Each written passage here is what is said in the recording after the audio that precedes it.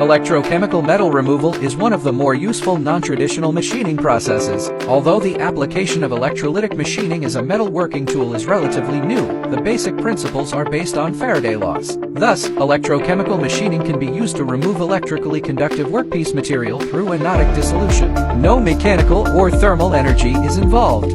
This process is generally used to machine complex cavities and shapes in high-strength materials, particularly in the aerospace industry for the mass production of turbine blades, jet engine parts, and nozzles, as well as in the automotive and medical industries. More recent applications of ECM include micro-machining for the electronics industry.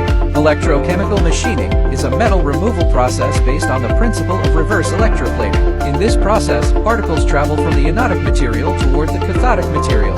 Metal removal is effected by a suitably shaped tool electrode, and the parts thus produced have the specified shape, dimensions, and surface finish. ECM forming is carried out so that the shape of the tool electrode is transferred onto, or duplicated in, the workpiece. The cavity produced is the female mating image of the tool shape. For high accuracy in shape duplication and high rates of metal removal, the process is operated at very high current densities of the order 10100 cm2, at relative low voltage usually from 8 to 30 volts, while maintaining a very narrow machining gap by feeding the tool electrode with a feed rate from 0.1 to 20 mm per minute. Dissolved material, gas, and heat are removed from the narrow machining gap by the flow of electrolyte pumped through the gap at a high velocity, so the current of electrolyte fluid carries away the depleted material before it has a chance to reach the machining tool. Being a non-mechanical metal removal process, ECM is capable of machining any electrically conductive material with high stock removal rates regardless of their mechanical properties. In particular, removal rate in ECM is independent of the hardness,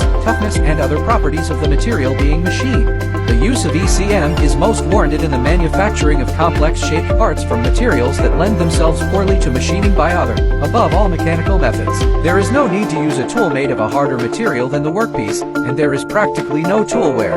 Since there is no contact between the tool and the work, ECM is the machining method of choice in the case of thin-walled, easily deformable components and also brittle materials likely to develop cracks in the surface layer.